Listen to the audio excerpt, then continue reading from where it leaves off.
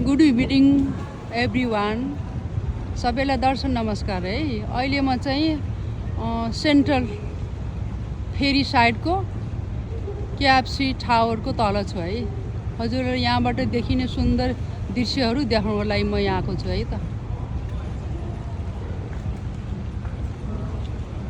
यो IFC tower है, 100 floor छ यो चाहिँ है।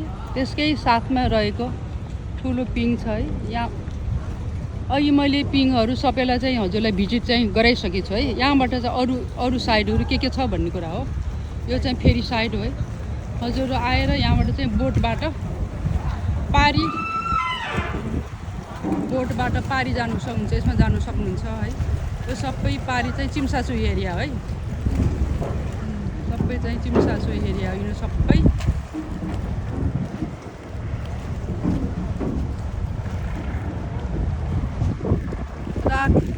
दिनमा भन्दा हङकङमा चाहिँ रातिमा एकदम रमणीय है, मन लोभाउने सिनहरू हुन्छ है। जति थाकेर भए पनि एकदम थकाइलाई मेटाउने है वातावरण हुन्छ। एकदम शान्त समुद्रको बिचमा रहेको यो है हङकङ। अब यहाँ समुद्र छ भन्ने कुरा चाहिँ अब दोमन नहोला होइन। यो समुद्रकै बिचमा बनेको टापु है। यहाँबाट हामीले यहीँबाट हामी चाहिँ बिग बुद्ध है आइल्यान्डहरूमा जाने फेरीहरू पाउन सक्छौँ। यहाँ एउटा फेरी छ होइन, उता एउटा फेरी छ। ठाउँमा जाने फेरीहरू यहीँबाट पाउँछ है। तपाईँ अब हुन्छ नि चिम्साचुई जान चाहनुहुन्छ भने त्यही पनि पाउँछ।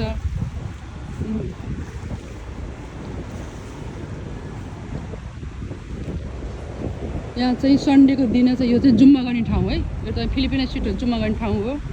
एउटा फेरीले चाहिँ मान्छेहरू घुमाएर आइसक्यो है। नाइटको चाहिँ भ्यू चाहिँ यहाँ चाहिँ एकदम रमणीय छ।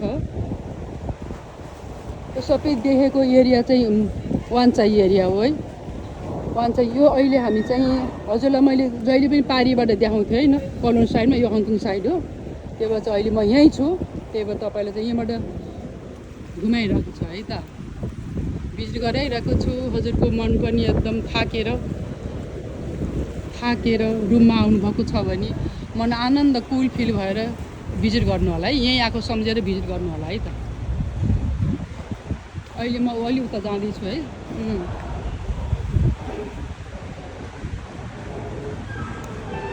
यहाँबाट झन् सुन्दर देखेको छ है। यहाँबाट झन् रमाइलो लागिरहेको छ है। म थाकेर पनि है दिउँसो सेवा गर्न गएँ गुरुद्वारमा। अहिले म चाहिँ हजुरहरूलाई यसो रातिको सिनहरू रमणीय होइन सिनहरू चाहिँ लिनको लागि पानी बस्यो नि त। अहिले दिउँसोभरि पानी बसेको होइन, पानी परेको थियो। त्यो अहिले चाहिँ के हुन्छ नि घुम्ने मान्छे भिजिटरहरूलाई लिएर चाहिँ यो जहाज चाहिँ हङकङ समुद्रको टुर गर्नको लागि हुन्छ नि। आधी घन्टा 1 घन्टा लागि चाहिँ हामीले चाहिँ हुन्छ पे गरेर हामी चाहिँ घुम्न सक्छौँ यसरी। तपाईँ हङकङ आउनुहुन्छ भने यसमा चढेर तपाईँले चाहिँ हङकङको समुद्रको आनन्द लिन सक्नुहुन्छ है।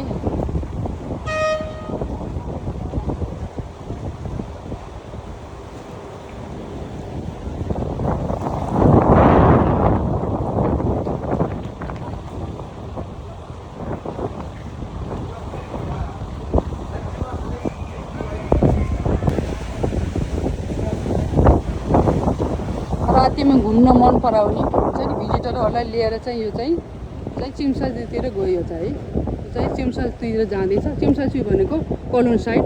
अस्ति मैले हजुरलाई चाहिँ अगाडि भागमा देखाएको थिएँ त्यो अल्को होइन, त्यो अर्कै भागतिर लिएर गयो त्यो है।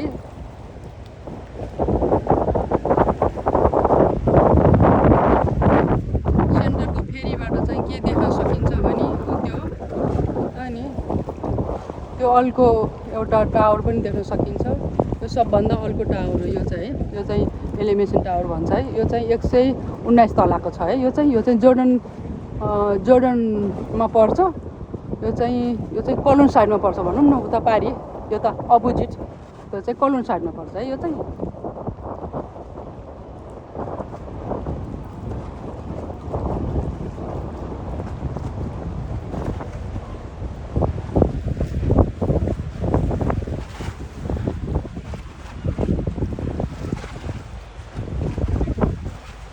गौरी हजुरको जहाँ बस्नुहुन्छ त्यो ठाउँमा गर्मी छ भने पनि तर यो भिजुअल हेर्दा मन फुल आनन्द फिल जस्तो भएको जस्तो गरेर आनन्दमय प्रफुल्ल रहनु होला है त। हेरेर आहा कति रमाइलो होइन, कति राम्रो रहेछ भन्ने फिल गरेर हेर्नु होला है त।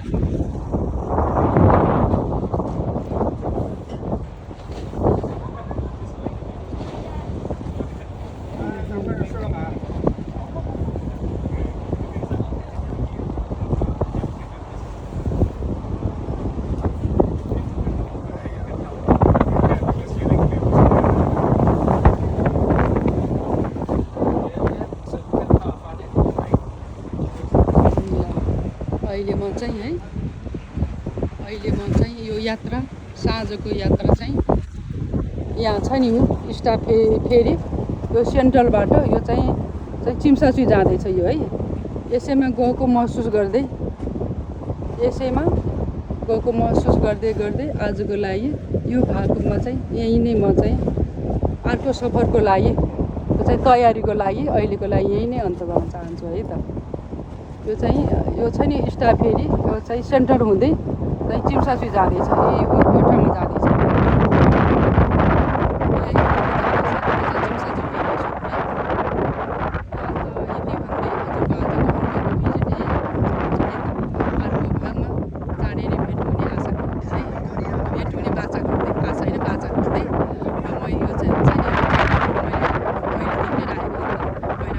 खोलेको पनि थिएन, बनाएको पनि थिएन है। यो चाहिँ ट्युटरमा आबद्ध भएको पनि यही सालै, यो चाहिँ के अरे युट्युबमा पनि आउनु यही साल हो है।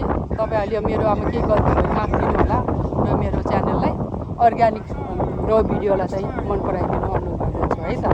अनि हेरेर मन परायो भने सब्सक्राइब हो के हो भन्न आउँदैन मलाई, त्यो पनि गरिदिनु होला है त। ल त हस् त, धन्यवाद सबै फ्यामिलीहरूलाई।